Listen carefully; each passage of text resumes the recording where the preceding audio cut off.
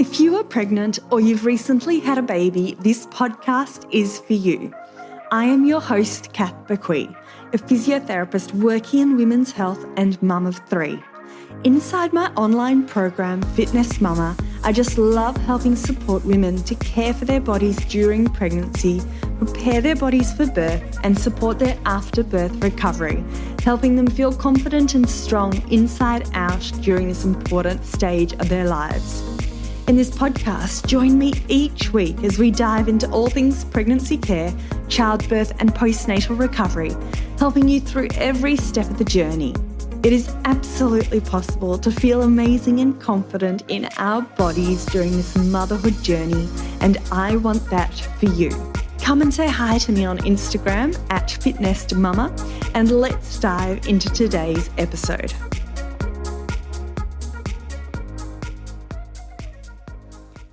Hello and welcome back to the Pregnancy, Birth and Recovery podcast. I'm Catherine Bequee. I'm a perinatal physiotherapist and founder of Fitness Mama, which has online workouts for both pregnancy and postnatal recovery. So today's episode is all about returning to running with a prolapse. This is something I see in the clinic quite regularly with my one-on-one patients. It's also a big reason why a lot of women join my online program, because they want that structured postnatal rehab program that's evidence-based.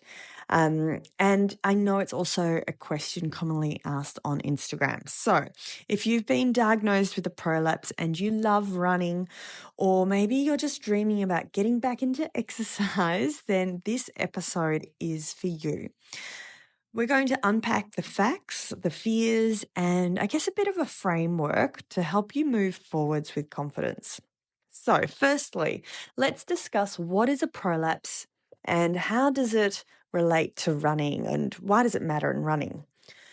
So just putting it simply, pelvic organ prolapse is when one or more of the pelvic organs, so commonly the bladder, the uterus, or the bowel, they might descend into the vaginal wall. There can be various degrees of prolapse, so every prolapse is different, and this can it can happen for a lot of reasons, but one of the primary reasons, it's due to loss of support from the pelvic floor muscles and the connective tissue fascia, often after childbirth.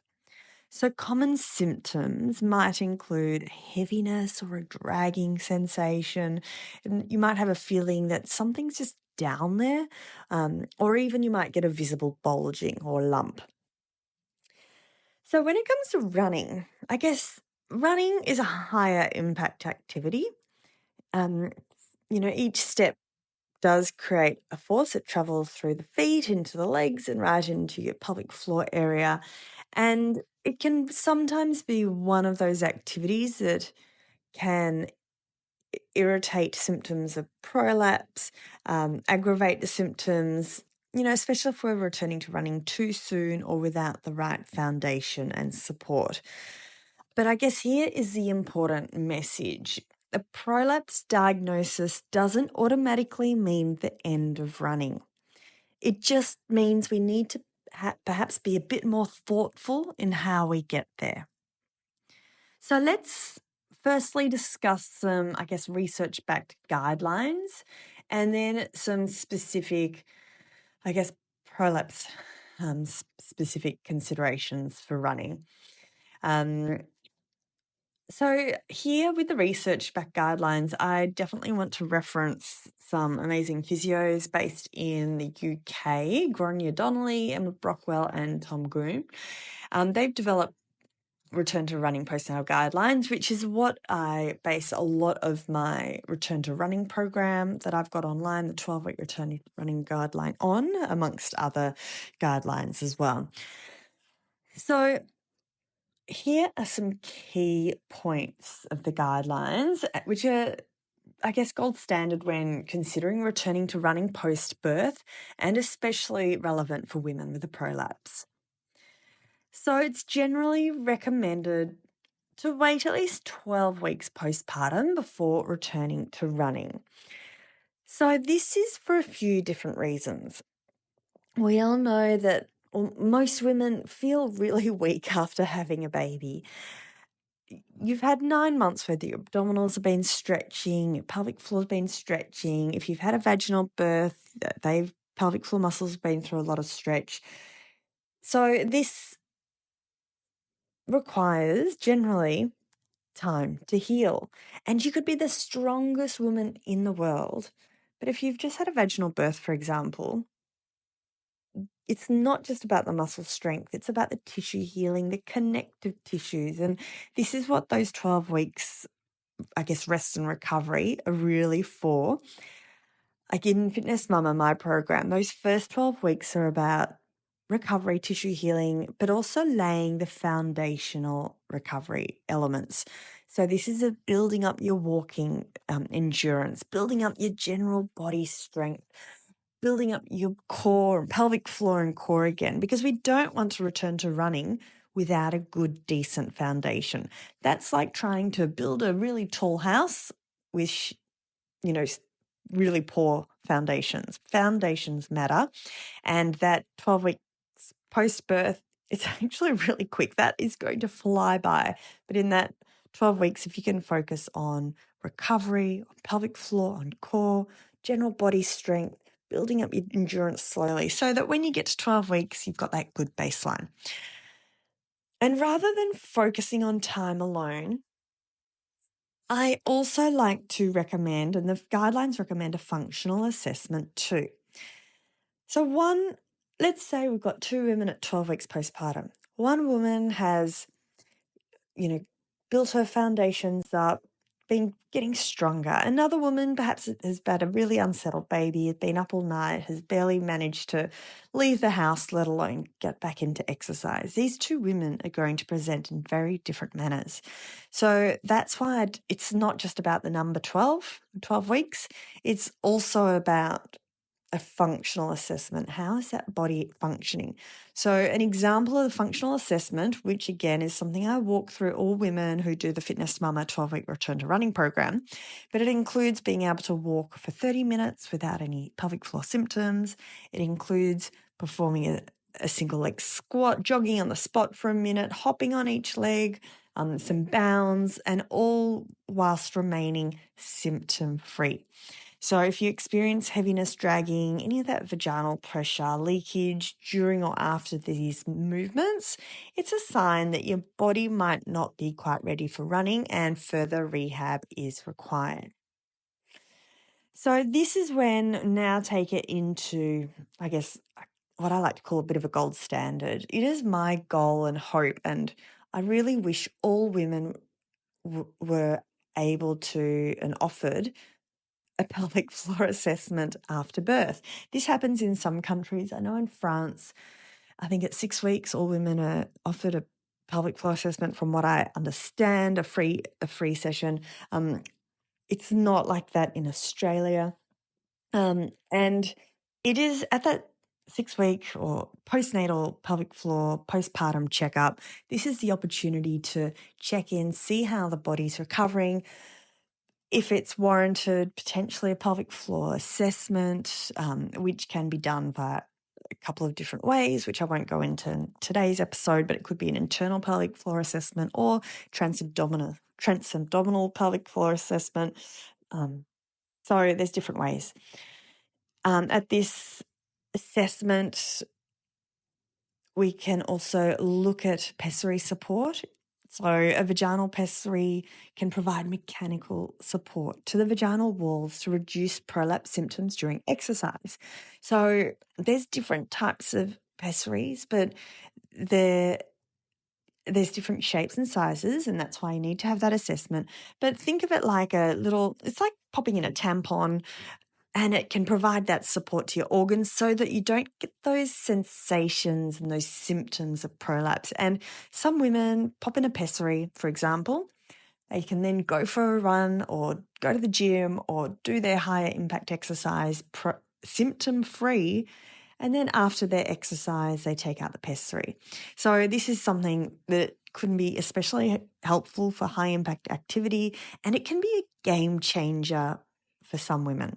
So that's something that requires that individualized assessment, treatment, and diagnosis. But check in with your pelvic floor physio or your obstetrician gynecologist if this is something you think you might want to consider.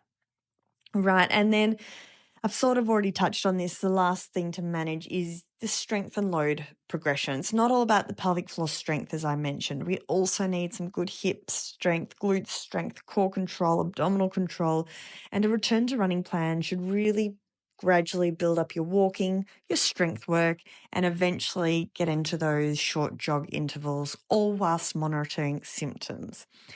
If you'd like support, the 12-week return to running program could be perfect for you. Now, just a few, I guess, red flags and like when to seek help.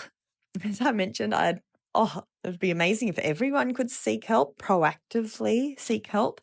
So that 6-week postpartum check, or even earlier when you're still pregnant, touching base with your local physio, women's health physio. But I guess at a bare minimum, it would be amazing, gold standard, to have that postpartum check. But definitely some red flags to go and touch base with your doctor and or pelvic floor physio if you're experiencing, I guess, a sudden increase in prolapse symptoms, any bladder or bowel dysfunction, something like you're suddenly having difficulty completely or leaking or completely emptying your bowels or bladder. Perhaps there's any pain or you're simply not feeling confident, please do check in with your local healthcare provider. So I guess the main take-home message with this brief podcast episode, I know I've thrown out a lot of information, but the main take-home message is please know that you don't have to figure this out alone. There is support available and there's different treatment options available based on what your situation is. There are 12-week return to running programs available to help you successfully get back into running. And remember, not all prolapses are the same either. So what's appropriate for one woman might not be appropriate for another.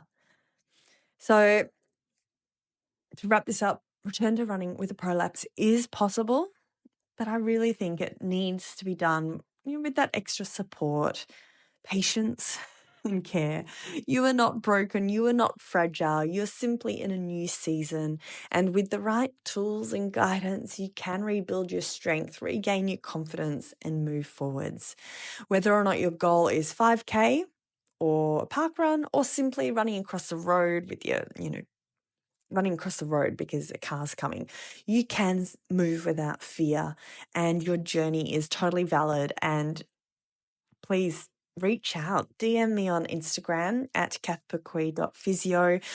Touch base if you've got any questions or concerns or you're just not quite sure where to start. I would totally like to help you, point you in the right direction. If this episode has resonated with you, I'd love to hear from you. Share it with a friend or send me a DM on Instagram at kathperquis.physio. And also feel free to DM the word running. I'll send you my free checklist I've got to help you know if you're ready to return to running. And if you're looking for that more support, explore our postnatal recovery programs inside Fitness Mama. I work clinically in Melbourne if you want a one-on-one assessment. And it's all designed to help you feel stronger from the inside out. Thanks for tuning in. I'll see you next episode.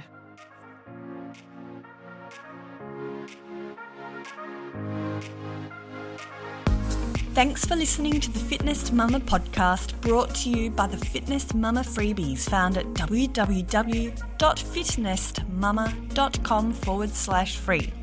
So please take a few seconds to leave a review, subscribe so you don't miss an episode, and be sure to take a screenshot of this podcast, upload it to your social media, and tag me at Fitness Mama so I can give you a shout out too.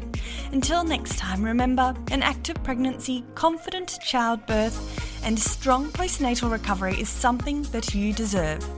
Remember our disclaimer, materials and contents in this podcast are intended as general information only and shouldn't substitute any medical advice, diagnosis or treatment. I'll see you soon.